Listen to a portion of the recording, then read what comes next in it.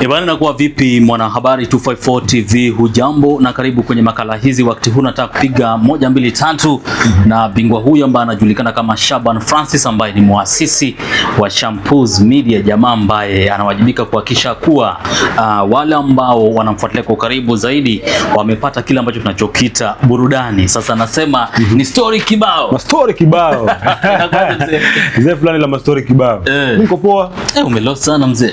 So hivyo, unajua siku hizi lazima tuhakikishe kwamba meza pia tunakula vizuri, unajua. Sije ukaamka asubuhi daily wala mihogo. Lakini kula mihogo daily pia asubuhi ni mzuri, inasaidia. Ni mzuri, lakini unajua pia wanasema too much of starch is dangerous. Exactly. Sasa angalau tuwe tuna mkate leo, mihogo kesho, kitu kingine tofauti. Mboga za majani, matunda. Sasa ndio maana sisi tuko nyama ndio maana tuko beyond. Maziwa. Ndio maana unaona niko beyond. Sasa kuna kitu kimoja daily. Wale ambao wanajua wanasema lishe bora. Lishe bora. Lishe bora. Okay. But mimi niko fresh man, wewe? Mimi niko poa. Naweza sema niko salama kuzidi salamu wenyewe. Au sio? Wewe umepotea sana bwana, ni kama maisha imeshaanza kujipa.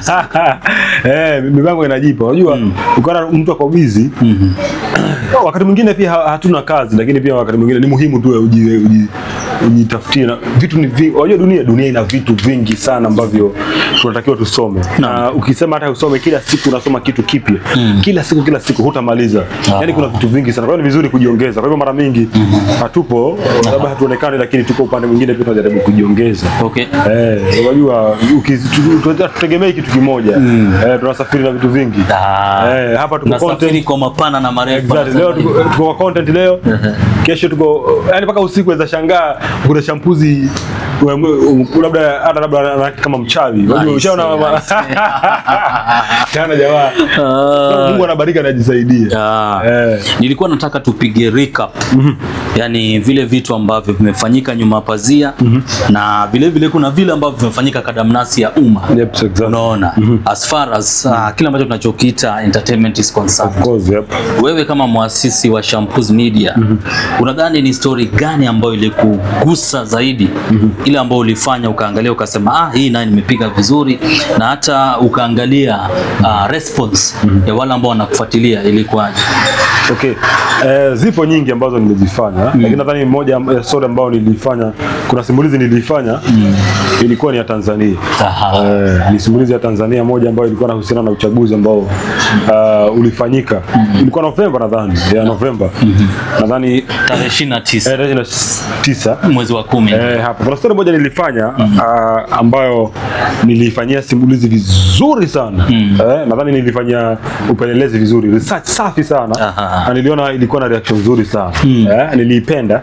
Ilikuwa nayo, kuna hiyo pia. Kuna stories ambazo pia zimekuwa zikifanyika hapa pia county ya Kilifi. Kuna stories ambazo nyingi nimeziangazia pia ambazo nimeona pia zimekuwa na response nzuri sana. Nikijaribu kukumbuka kwa story mingi kweli.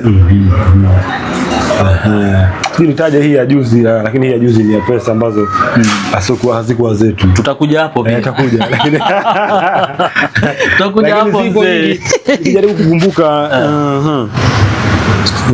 kuna story gani ambayo kuna story fulani ambayo nilifanya ambao ya Shakaola ama kwa Pinzaro kule.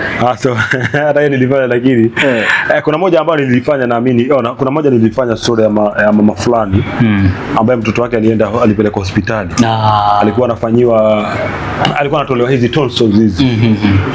Zilikuwa zinamsumbua sana. Wazazi wakaonelea bana, kama kuna inawezekana akatolewa zianze kumsumbua, sasa tumpeleke. Kumbe hawakujua ilikuwa ndo safari yao ya mwisho, mtoto wao kumuona akiongea, mtoto wao kutembea, mtoto wao kula kwa kawaida. Unaelewa kwamba inasemekana kwamba kifanya mahojiano walielezea walivyochenga na zahanati moja hapa ipo hapa Malindi, na ikawachenga kawafanya kwamba mpaka saa hizi mtoto haizi kula kawaida, kula na vipipe fulani, anaingizwa vipipe. Haya, kunywa kwenda haja pia yuko pipe, kupumua amewekwa pipe pia, pipe amewekwa pipe. Yani maisha yake yalibadilika, alafu hawezi toka kwa kitanda, hafanyi chochote, haongei, hazungumzi. Wakati alikuwa ni mtoto ambaye alikuwa na miaka kama 10 hivi, na alikuwa anatembea, anacheza na watoto wale wengine. Na mimi hiyo ilikuwa one of my biggest story ambayo watu pia ilileta reaction kubwa sana. Watu waliongea, watu walizungumza, na pia ilileta hisia kubwa sana. So nadhani ni moja kati ya story ambazo nadhani nimeifanya kando na entertainment, lakini story ambayo ni human interest story ambayo watu walitamani sana kujua ama wangetaka kusaidia. Kwa hiyo ni story moja ya uchungu, very emotional story. Ulifuatilia, uliendelea kuifuatilia ama? Nimejaribu kufuatilia lakini sijapata usaidizi kwa mwanzo. Kwa hospitali hiyo nilijaribu, lakini nimepata pingamizi sana, nyingi sana. Piga chenga. Chenga nyingi sana, lakini naamini watapata haki. Naamini siku moja watapata haki, na polepole tu tutakanyaga mpaka yani pale ndipo sasa. Na haki naamini itapatikana of course ya hiyo familia. Yani ni moja tu, lakini zipo kibao. Yep. Lakini mwaka huu unaweza sema your biggest achievement so far inaweza kwa nini? I think my biggest achievement, me would say my biggest achievement ni kuwa kwamba nimekuwa consistent mpaka sasa hizi.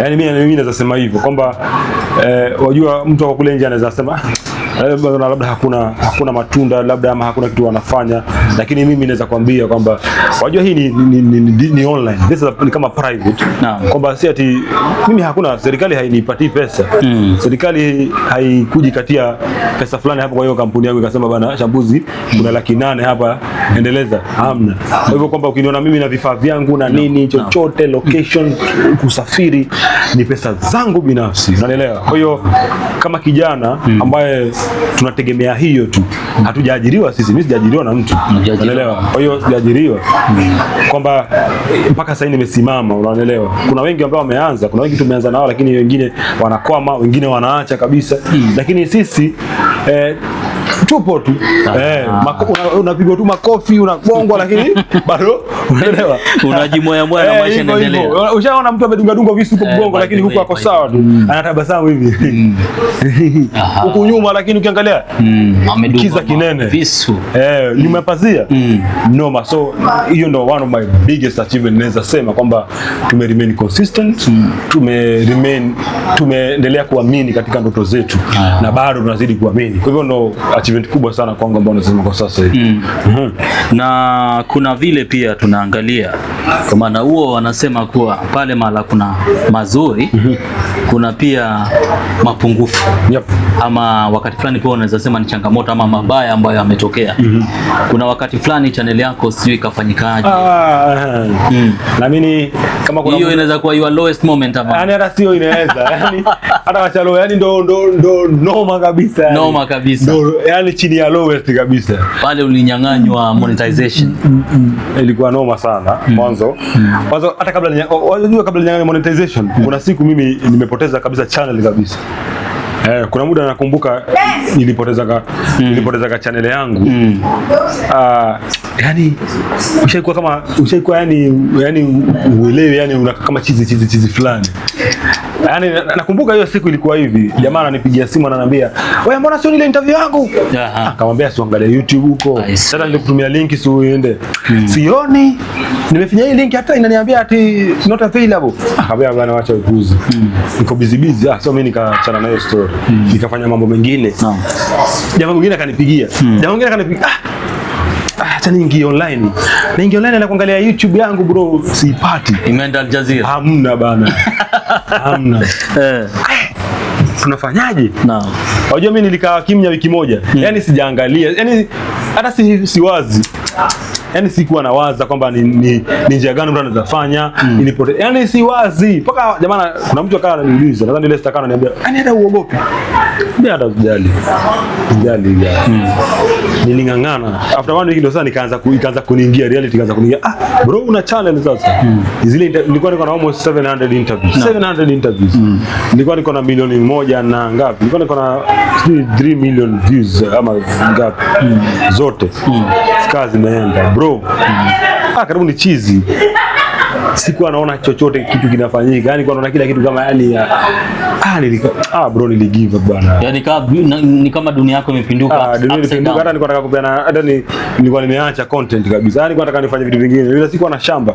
Nilikuwa nimefanya ukulima. Sasa ningekuwa na eka kubwa za mahindi. Nilikuwa niingia kwa kitu kingine niache kabisa yani. Yani nisiwahi fanya ma interview. Nikikumbuka mimi nilikuwa nimetumia zaidi hata milioni kadhaa. Wajua watu hawaamini kwamba hivi ndio tunafanya, tunatumia pesa nyingi. Wanaona kama ni rahisi, lakini sio rahisi. Unajua kuna data, una usafiri, unahitaji kamera, unahitaji lights, unahitaji stand, unahitaji mic poa. Kwa sababu mashabiki wao hawataki kujua. Usiwaletee audio ambayo haisikiki. Hawataki kujua. Wao wanataka audio safi.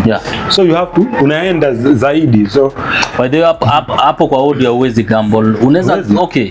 Pale makosa inaweza tokea ni kwa video, lakini kwa audio si gamble. Kwa maana kwa video tuseme kama ni kwa audio unaweza tumia hiyo audio alafu weke mapicha. Exactly. Na mtu akasikia ambazo ziko related na hiyo event. Na mtu akasikia. Na akapenda. Lakini audio ati kocho mara inakatika, mara sikio moja hasisikii, mara matatizo bana. So kwa hiyo sio rahisi. So ili ni cost. So yani one of my biggest lowest moments. So nilipata changamoto sana. So ndo ni bounce bank. Ilikuwa ni changamoto kubwa sana. So nilipoamua tu sasa ku bounce back, nikafanya lakini sasa nika bounce back kwa ubaya sasa. Hakuna sasa wale walikuwa najua ni wachache. So before wale wengine wajue, nikasema before wale wengine wajue, baada ya miezi 3 nataka ile channel yangu imejaa. Bro nilipiga. So hiyo pia nadhani ilikuwa moja, lakini pia hiyo nyingine ya monetization ilikuwa kanifungia kidogo baada ya mistake kidogo.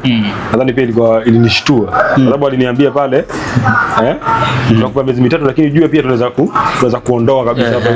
Nikasema bana, afadhali msinilipe lakini msiniondoe. Uende ahera. Ahera. But uzuri wakanipa miezi 3 wakanipa maagizo toa hii.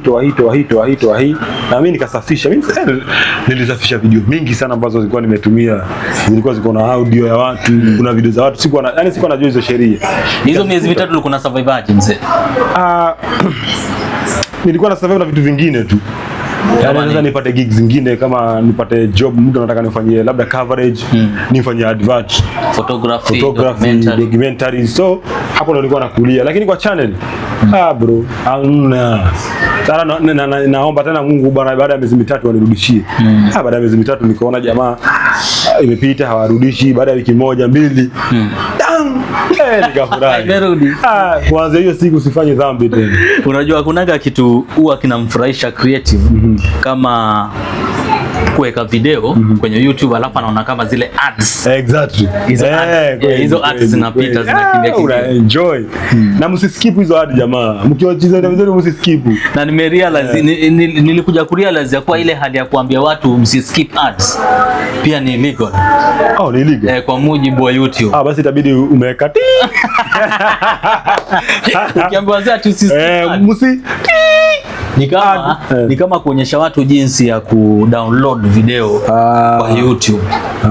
Unaona? Kuna wakati fulani niliwaifanya kitu kama hicho. Na unajua ni channel ilikuwa nimeanzisha, nataka kupatia watu direction on how to do some things. Kumbe noma. Kwa kudownload noma. Nikatengeneza video nzuri on how to download videos on YouTube. My friend, hiyo channel ilipotea. Kama kuna vitu vingi hawataki. Hapo hata hakukuwa na kile ambacho tunachokiita naitwaje? Warning. Hakukuwa na warning, channel ilipotea. Kuja tu kaibeba. Hata hadi wale ukiangalia wanakuambia this channel is not available. So mimi naomba msamaha kwa wahusika. Wahusika wako. Skipuni tu lakini. Kwa siku jamaa lakini mjue hapo ndo hela ipo. Safari yako ya TZ. Ilikuwa poa. Na mimi ilikuwa moja kati ya media tour nzuri sana. Nzuri sana yani. Kwa sababu mimi hata mimi huwa nasema kwamba mimi nadhani nilifunza vitu vingi. Kwa sababu gani? Safari ya Tanzania ilinifunza kwamba ukiwa unatamani kitu uweza kuwa unatamani siku moja mimi natamani nikae nifanye interview na Donald Trump ama na mtu fulani. Bro, inawezekana. Mimi kitambo nilikuwa naona haiwezekani. Niliamini inawezekana kwa sababu mimi hiyo safari yangu ya Tanzania nilipoenda nilikuwa na media tour nyingi sana. Nilikuwa niende Millard Ayo. Millard Ayo ni mtu ambaye nimemwangalia bro. Mimi wakati naanza media, yani yeye ndo wa kwanza. Mimi naangalia mimi hakuna interview Millard sijaoch. Hamna. Mwezi watch almost zote. Nilikuwa na download na jaza laptop mpaka kuna mrembo wangu alikuwa ananiambia interview kama 100 na download tu. Akifanya interview nyingine nishaingia yani nilikuwa napenda vile anavyofanya. So nilikuwa natamani siku moja tu nifike kwa nini yake nikae hivi. Yani nikae hata dakika moja hivi avuniambia hato. Unaelewa? Kuna naitwa nani huyu? Frederick Bundala wa SNS. Simulizi na sauti. Kuna Crown Media of course Alikiba. Kuna kidogo rudi huko. Kuna Crown Media, kuna Crown, kuna Clouds, kuna media mingi nilikuwa natamani kuenda. Kwa hiyo mimi nilienda, of course nilikuwa naenda media tour mimi pia. Ile tour at least unaenda mnajua vile media zingine zinafanya kazi. Ile vizuri kafika Mikocheni. Ile wanaimbaga nani? BN. Mikocheni nilifika hiyo Mikocheni nikakaa vizuri hiyo Mikocheni. Nikakunywa hata nikaenda hadi kwa Fahimani ule mrembo alikuwa Rayvanny Fahimani Kama kana kwa duka yake. So safari ilikuwa poa, very successful. Nadhani pia nilijifunza mengi sana. Nilitembelea media kadhaa, yani utendakazi wao ulinifurahisha sana pia. Vile wanafanya kama media, kama digital pia media. Unaona kama Millard nilipoenda kule, jamaa ana bonge sana la studio. Ana apartment moja ya kwanza na ya juu, 2 mzima kabisa. Millard Ayo. Kuna ile wale kule juu ambayo kama kina video wakitaka kufanya ma interviews, wale wengine wanafanya. Lakini yeye pia ana yake kule chini ambayo setup tofauti ambayo pia anapiga amplifier Clouds pia. Unajua yeye haendi Clouds FM kwa radio. Yeye anafanya kipindi huko kwake. Alafu anawapatia kule. Wao wanachukua kule. So ilikuwa experience poa, nililearn vitu vingi sana. Nilikuwa na watu mashuhuri na ilinijenga, yani ilinifanya ilinitikisa hivi kidogo, kaniambia bwana Ola inawezekana. Na mimi kufika ile nafasi ndo nikajua kumbe ningefika kwa Millard Ayo. Ningesalimiana na kina video na kina Frederick Bundala. Tukae chini hivi. Skywalker bro, Skywalker bana. Skywalker nikamgotea Skywalker bro. Jamaa fulani mungwana sana huyo. Mungwana, alafu anavyofanya kazi zake bro. Mimi napenda yani. Unajua wewe ukisema Millard Ayo alikuinspire, mimi mtu aliniinspire ni Bundala. Ndio. Nadhani after pia nadhani tumeonana pia, nadhani tumejuana pia. Nadhani pia ndio nikamjua Bundala. Nadhani wakati tumejuana pia ndio nimemjua Bundala. Hapo pia nikawa nasikiza pia vile anafanya vipindi vyake, nikawa naangalia pia. So nadhani wewe ndio ulinivutia pia kwake. Ndio nikagundua ugopa pia hatari. Acha tuende na yeye pia. Kuna mwanangu anaitangwa John Jackson. Ana podcast inaitwa Ghetto Podcast. Yuko pia kwenye Clouds FM. Huwa wanafanya ile XXL. Msanuzi. Msanuaji huyo jamaa. Msanuazi. Jamaa hatari. Jamaa ananiinspire. Nampenda huyo jamaa. So nilimuona pia. Nikasikia vizuri sana kama bana na akapenda. Tukapiga story nini, akaangalia kazi zangu, akaniambia bana hata hapa unafanya bro, nafurahi vile unafanya, mimi napenda. Kwa hiyo sababu si ni vijana kwa vizuri, twende sote. Na ni mwanangu mpaka leo tutapiga story naye. Kwa hiyo Tanzania ilikuwa one of the biggest and my best media tour. Asante sana pia kwa wale wahusika ambao walihusika pia. Of course kuna wanangu wa nguvu na mwanangu pia wale wasanii ambao mlienda nao tu. Na wanangu pia na vijana barubaru, of course tulikuwa tuko na wao. Nilienda na wao pia, nilipeleka hizo media tour zote. Mimi nilikuwa na wao pia, nawaambia oya twende hii hapa, twende kwa Millard bana. Tunaenda kwa Millard, twende kwa SNS. So mimi niliwapeleka pia huko. Kuna mwanangu anaitwa Masha, so thank you so much Masha. Of course kila siku mimi nakupa salary kubwa sana, of course kwa kama kila kitu kilienda poa. So kuna baadhi ya watu ambao walihakikisha kwamba hiyo safari pia imekuwa successful. Nilikula vizuri bro. Kula vizuri. Poa bro. Tunarudi huku Kenya. Tunaangalia issue ya entertainment. Ama tuseme entertainment industry. Sana sana huku pwani mwa Kenya. Unadhani ni msanii yupi ambaye amekuvutia sana, yule ambao unaweza mpa shavu sema ya kuwa huyu naye mwaka huu wa 2025 amejituma zaidi wa Kenya? Ndio. Definitely yani. Tuanze na hapa pwani. Yani hapa pwani Echo 254. Echo 254. Echo 254 ni wapo wengi, wasiweze kunipiga wasanii wewe. Wapo wengi sana. Lakini Echo 254 ni mmoja kati ya kijana ambaye huu mwaka pia amecheza vizuri sana kwa sababu sio kitambo ambapo tumeanza kumsikia. Hana miaka mingi sana ambapo tumeanza kumsikia, lakini baada ya hiyo huu mwaka kazi zake zimekuwa kubwa. Huu mwaka pia alienda Qatar. Kwa sababu unaona ukienda msanii anaenda Qatar, of course ni njia moja wapo ya kuonyesha kwamba anafanya bidii ama ana kitu kinaonekana. Unajua kwenda Qatar bro sio rahisi. Kwa hiyo Echo walikuwa one of my biggest artists ambao mimi nimeona anafanya vizuri of course hapa. Huku kwingine ni Yani, lakini nikisema Costi msanii amefanya nyimbo, lakini mara mingi nimeona wasanii this time wengi wamekuwa kwa siasa. Wengi saizi wamesahau kufanya muziki wengi. By the way, kuna huyu msanii ambaye amevuma zaidi. Ni msanii wa Kigiriama ndio. Na hata juzi niliona kama umefanya interview. Yes. Gani? Kuna song fulani hapo alitoa. Watch body. Na mchango iko Mikahunda. Mikahunda. Tulikuwa naye bana Mikahunda. By the way pia ni kijana mmoja, by the way pia amefanya vizuri sana of course. Ni kijana ambaye amekuja kwa hata pia sio kwa muda mrefu, lakini pia unaona huu mwaka kuongea ukweli Mikahunda amebuma. Yaani ametoka, amefanya vitu vikubwa sana. Aliimba hiyo nyimbo leo kama imeenda imesonga. By the way Mikahunda, by the way nilikuwa nimesahau. Yuko na YouTube channel kweli? Yuko. Yaani yuko na YouTube channel ndani Mikahunda. Yuko na ambao anafanya pia maigizo pia na ucheshi. So Mikahunda amepiga kazi safi sana. Of course kuna wasanii wengine kama akina Chibodi. Unajua anaitwa Chibodi. Anaitwa Watu Wetu. Wanajiita ni kundi fulani anajiita Watu Wetu. Kundi la watu wangapi? Watu 10 ama watu zaidi ya 10. Lakini kuna ngoma walitoa ambayo kuna ngoma walitoa Watu Wetu ambao of course kiongozi wao ni akina Chibodi. Chibodenga. Mwanaharakati fulani amazing sana of course. So yeye pia wamefanya kazi poa. Kuna ngoma walitoa na imeenda poa sana. So wapo lakini wengi nimeona sana wamezungumzia story nyingi za siasa, but wapo wanafanya na tunawaona, lakini Kenya mzima Yani of course tunawaona sisi sote. Yani na Dufla sana Yani. Mtazamo wako ni upi kuhusu ile hali ya msanii kuamua kufanya kazi na mwanasiasa? Kwa maana ukiangalia unapata kama kila mtu anatafuta. Unaelewa? Na kuna mchongo ambao unaweza kuwa umepewa na mwanasiasa, lakini unapata kama mashabiki ama baadhi ya wale ambao wanafuatilia hawajisikii vizuri kwa maana umechukua msimamo fulani kisiasa ama ya kisiasa. Of course unasema kila mmoja anatafuta.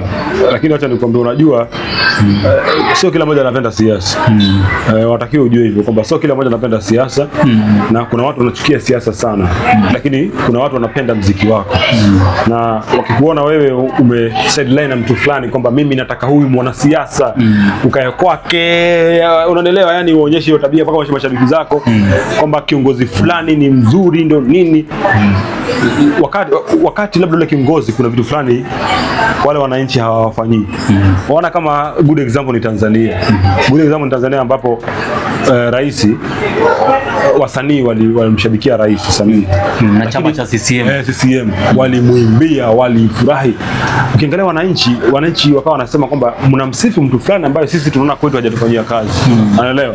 Mbona unasifu mtu fulani? Na ni kweli hata utasikia uchungu kwamba unasema mtu fulani ni mzuri, ako vizuri, amefanya vitu vikubwa, wakati sisi huku ground tunaumia, hatujatendewa chochote. Wakati unajua msanii siku zote ni kioo cha jamii.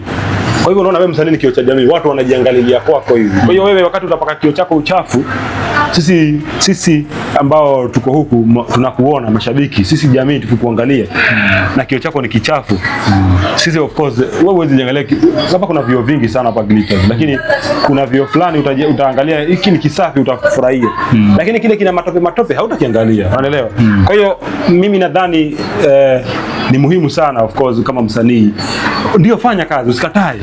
Fanya kazi, lakini pia onyesha kwamba kuwa na principles fulani, kuwa na limit fulani, kwamba sifike mahali mpaka unaimba wimbo mpaka unaanza kumsifu mtu fulani, kiongozi fulani ni mzuri, wakati hata wewe kwenu unajua hata ukirudi nyumbani hata labda kuna vitu havipo. Kama kuna time watu walikuwa wanalalamika maji na hatusemi kwamba kuna mwanasiasa ama nini, lakini pia ni njia moja hapo ambao wao wanahusika.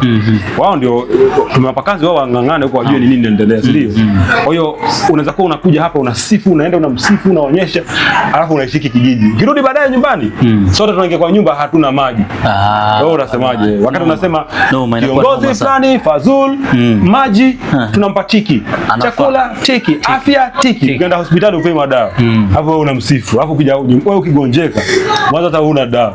Yani kila kitu tiki tiki tiki, alafu akimalizia anasema Fazul mitano tena. Fazul mitano tena. Wakati sisi hatuli.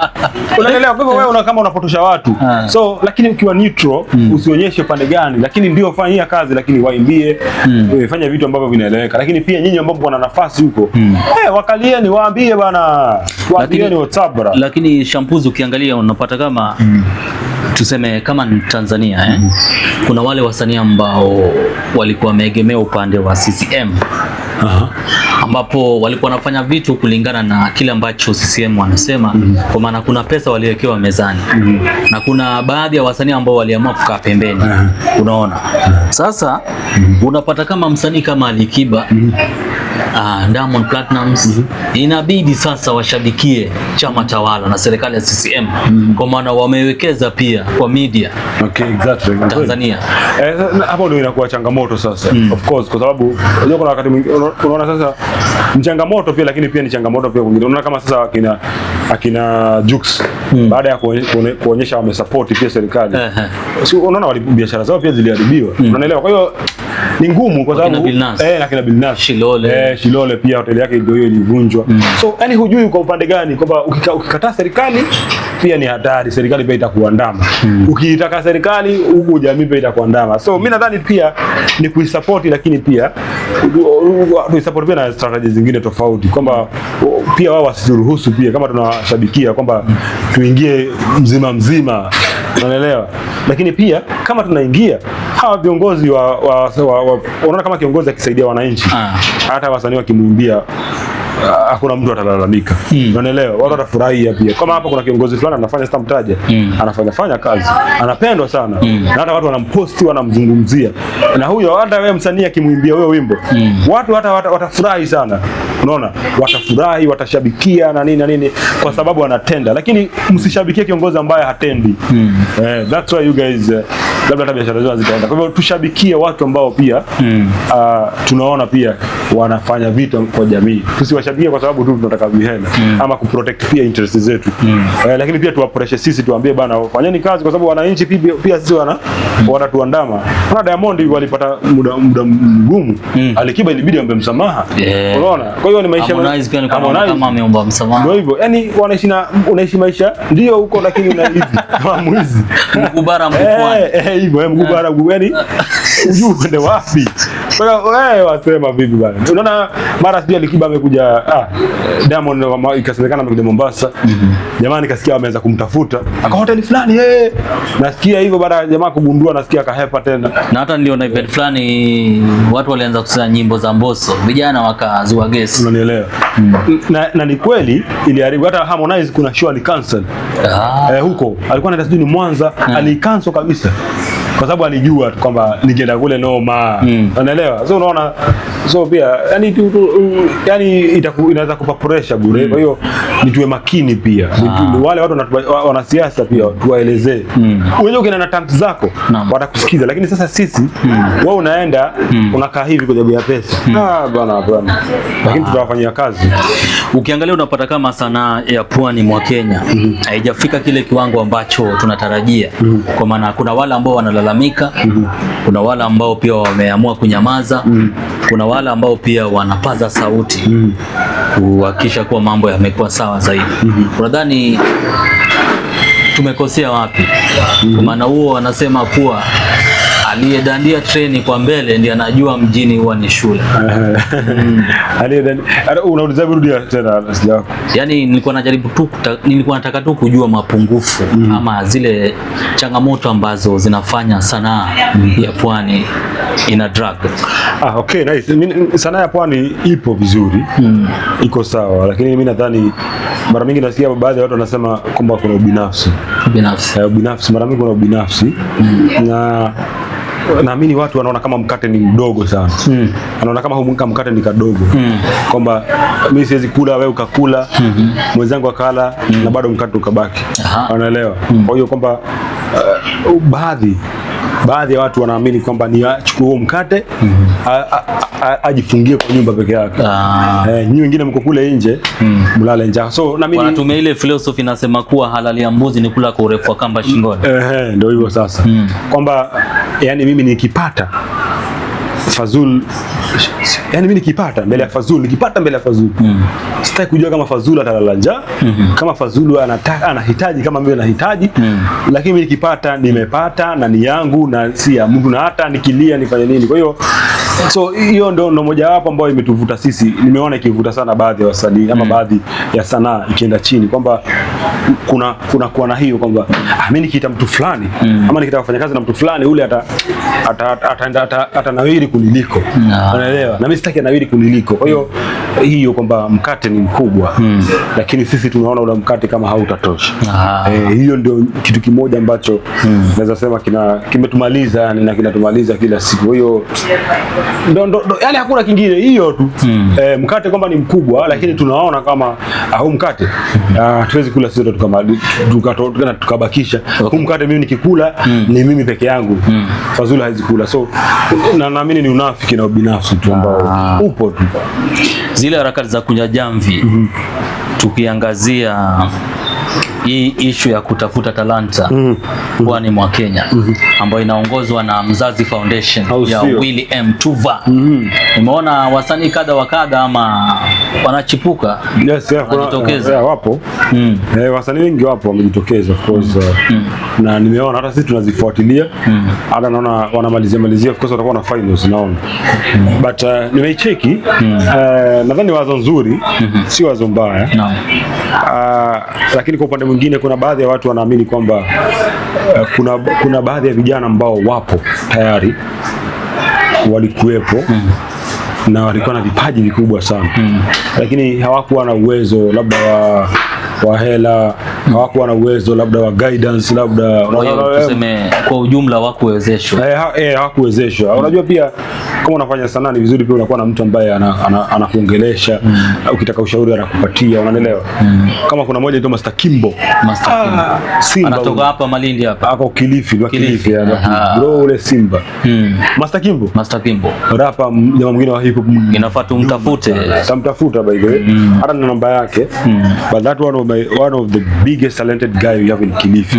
Mkubwa sana, jamani, mnoma sana, alafu very genius. Kwa hiyo lakini pia ni kama yani matatizo tu of course yalikuja yakampata. Machangamoto kidogo yakamrudisha nyuma. Unaelewa? Kwa hiyo unakuta pia hela pia inakuwa labda ni changamoto pia.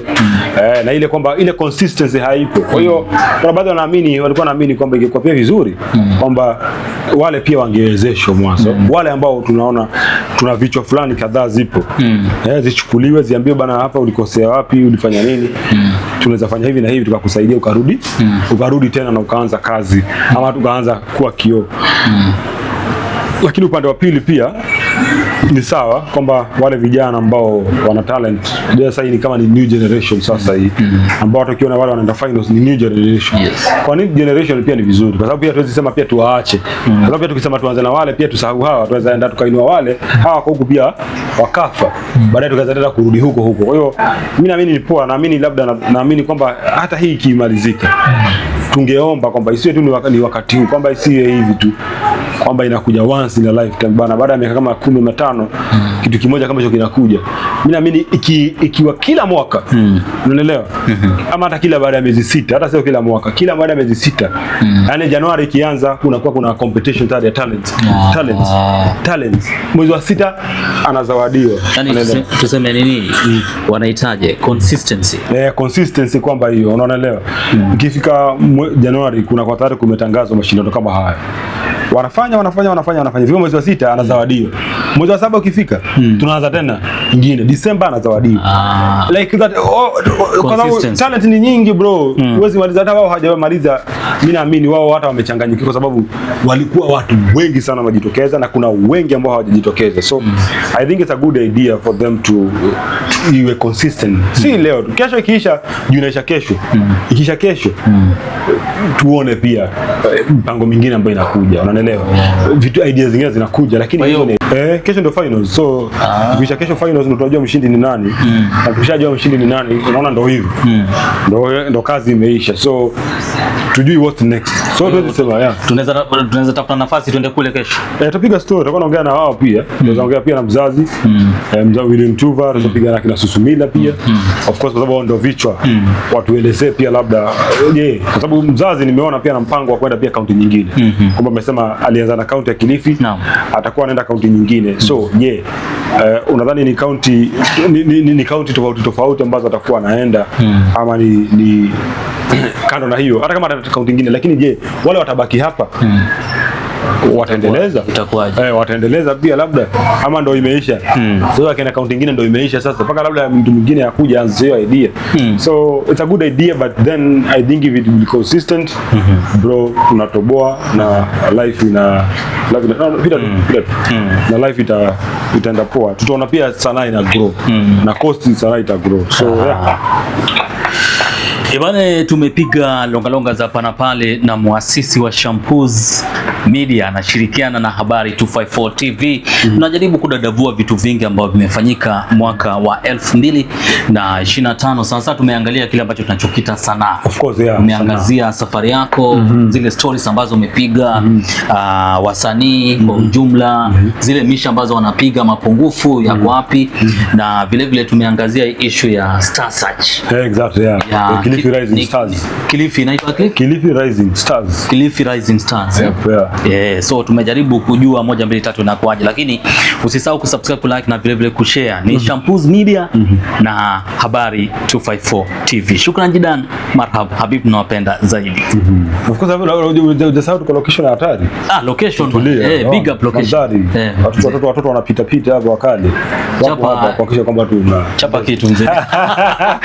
Bwana, ile inaitwa Glitter Salon Spa Malindi, sehemu ambayo ukitaka urembo tu ama ukitaka kutengenezwa kama either ni kunyolewa, either ni massage, unataka kufanya pedicure, manicure, unataka kutengeneza nywele, rasta, natural na artificial, unataka kufanywa makucha atengezwe, usiende mahali ukakaa kama makucha ya bata, ukakaa mahali ukatulia. Yaani ukitaka kupendeza, hata kutoa maswa pia, massage vizuri. Tena watengezwe vizuri sana. Alafu wafanyikazi hapa professional, cool, watu wakali sana, umeona? So watu wamechoka, wana hasira, wao wametulia, wao mili yao iko massage tayari, hawana mambo mengi, hawajachoka. Kwa hiyo tembelea hapa Glitter Salon Spa Malindi kwa urembo wowote. Ukifika Hotel Rafiki hapa BP opposite, ingia hapa alafu tupendeze bana. Aminia.